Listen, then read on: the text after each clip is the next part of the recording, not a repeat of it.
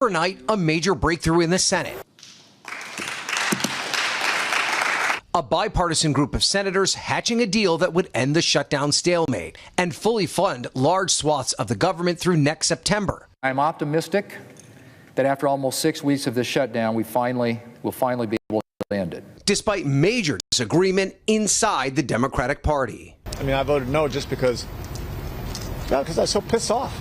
The plan would fund all of government through the end of January and pay for military construction, agriculture, and SNAP benefits, previously known as food stamps, through September of next year. It guarantees that all federal workers will get back pay from the shutdown, and those who lost their jobs would be hired back. What it doesn't include, any promises on health care and the extension of the Affordable Care Act tax credits, which is the reason Democrats had pushed for the shutdown in the first place, warning premiums are set to skyrocket. What this Senate is about to do is make a horrific situation even worse. Infuriating some in the party, though many still blame President Trump. We did not get our key demand. We're being threatened by someone who carries out his threats. Instead, the Democrats who voted yes say they were given a promise on a separate vote for the tax credits and a vow to negotiate, but no guarantees in a Republican-controlled Senate. We will hold their feet to the fire. After attending the Commanders-Lions game Sunday, President Trump sounding optimistic at the White House. And it looks like we're getting close to the shutdown ending. For millions of Americans directly impacted by the shutdown, relief appears to be in sight, a necessity for overtaxed food banks nationwide. Over 40 million people rely on SNAP for food.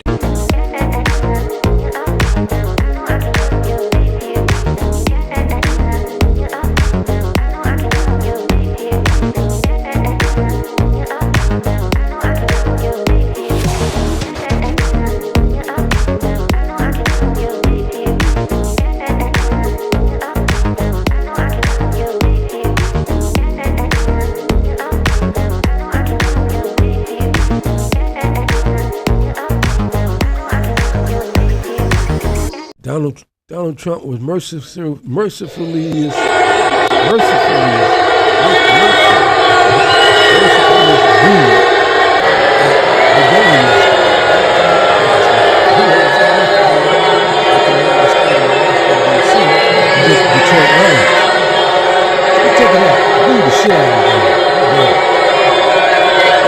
I got 11 minutes of this shit.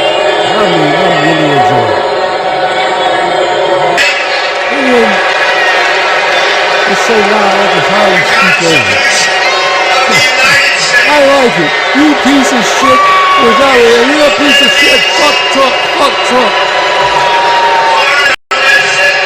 Great.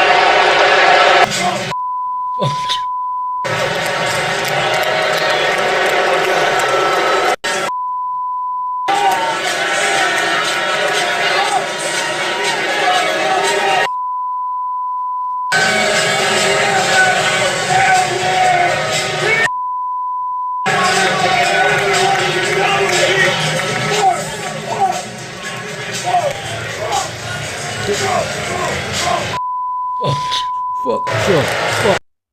Had all this going on their way. Those 8 senators had all this going on their behalf. This support from Tuesday to Sunday night. Booming the shit out of Donald Trump. And they want to take the high. They go low, we go high. Soft ass shit again.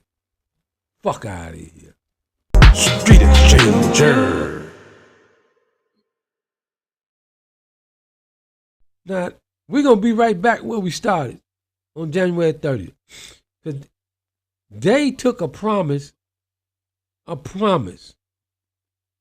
no guarantee. These soft-ass people, man, we type of shit we don't want these type of Democrats no more. Get the fuck out of here. You know, get the fuck out of here. January 30th, this shit's not going to go through because Johnson say he ain't doing shit. Trump definitely ain't going to do shit. And, man, these son of bitches soft, man. We need young people. We need the 30s. We need the mad elect in New York City. We need young people with balls. like Jasmine Crockett. We need them. These old farts ain't worth a shit. Give me some gangbangers in there. Some thugs. Fuck out of here. Give me them two representatives in the House in Tennessee, I think they in. Them young men that shut them down in Tennessee.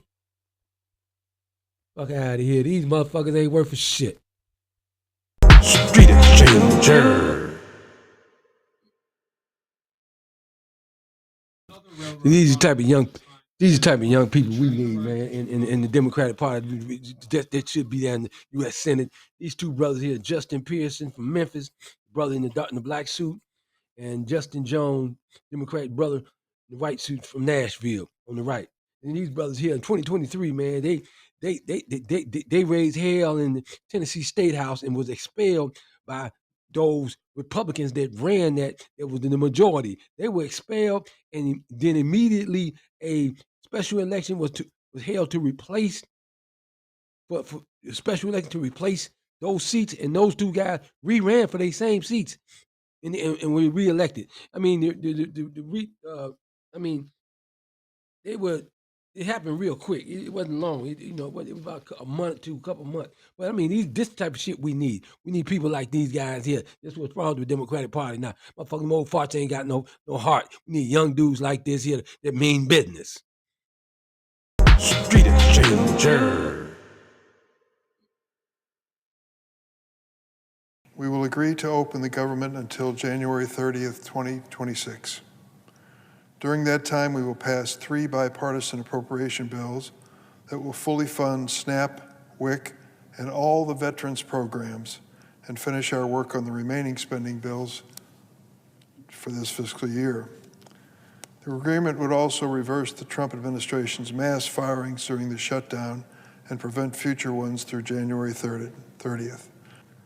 Leader Thune has also promised the Democrats an opportunity before mid-December to present a Democratic bill on the floor with proposals to change the law and protect American families from dramatic health care premium increases. During the historic roll call last night, I walked across the aisle and met with Senator John Thune, the Republican leader. I told him that I was counting on him to keep his word on this agreement. Many of my friends are unhappy. They think we should have kept our government closed indefinitely to protest the policies of the Trump administration. I share their opinions of this administration, but cannot accept a strategy which wages political battle at the expense of my neighbor's paycheck or the food for his children. Mr. President, I yield the floor. Street Exchanger.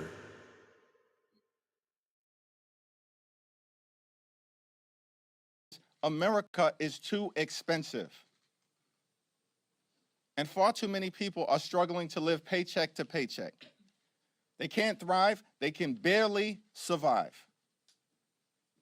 And that's why Democrats have been waging this fight. And we'll continue to wage this fight. No matter what comes over to us from the United States Senate to the House of Representatives at some point this week.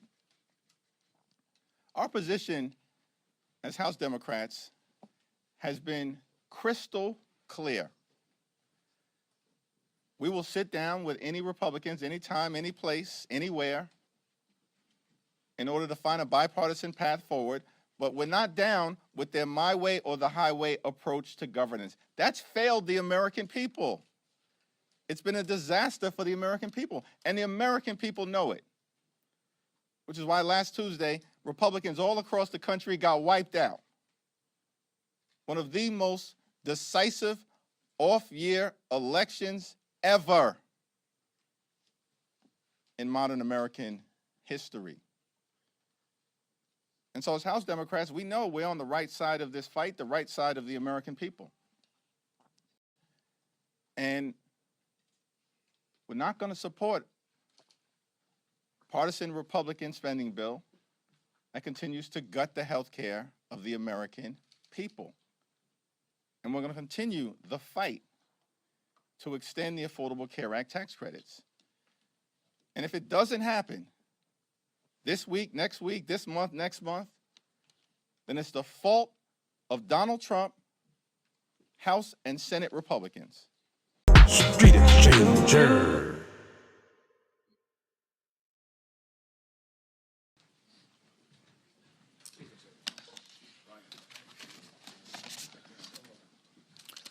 Good morning, everybody. I'm very thankful to see you all this morning. I'm thankful to welcome you to what appears to be the beginning of the end of the longest government shutdown in U.S. history, as shameful as that is. I don't think it's coincidental, you know how I think, but it's after 40 days of wandering in the wilderness and making the American people suffer needlessly, some Senate Democrats finally have stepped forward to end the pain. It appears to us this morning that our long national nightmare is finally coming to an end, and we're grateful for that. At least some Democrats now finally appear ready to do what Republicans and President Trump and millions of hardworking American people have been asking them to do for weeks. But as we said from the beginning, the people's government cannot be held hostage to further anyone's political agenda. All right, people. October 10th. November 10th, 2025. The day before Veterans Day.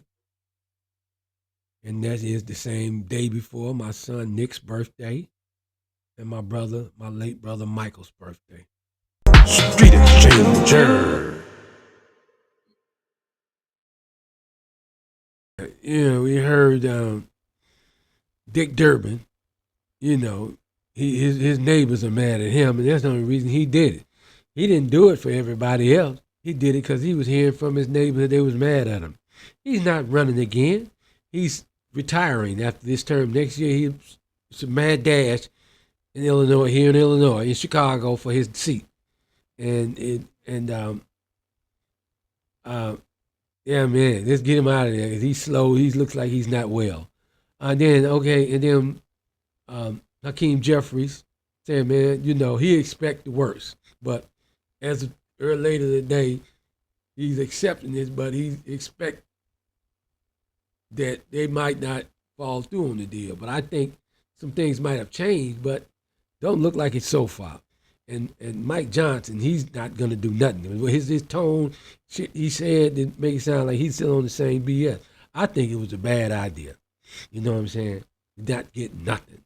Should have sat down with Trump and Johnson, sat down with all the leaders, House, the Senate, with the president, forced agreement. That was bad. I think we'll be back here on January 30th because they're going to renege. The Republicans are going to do what they always do, So on everything. So we'll be back here on the minister. You bitch ass motherfucker. I don't give a fuck if you was a cop or whoever. You lucky your bitch ass wasn't in Inglewood, some motherfucker. Well, they would have had you out there in Austin. You out there in West Garfield. Humboldt Park. North London. Roseland. Morgan Park. Harvey.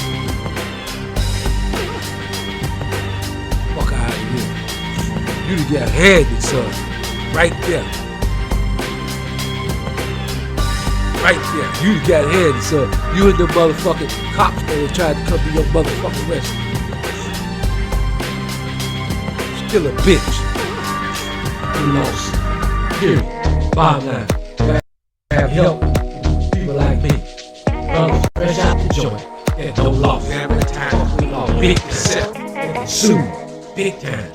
On the minute.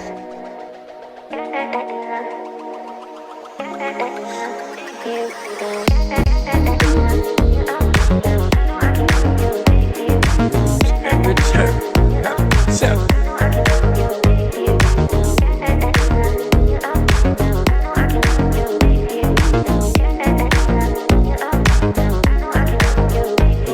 Every turn, 7.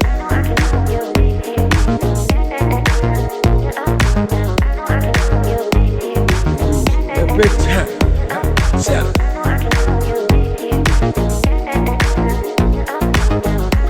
Street Exchanger.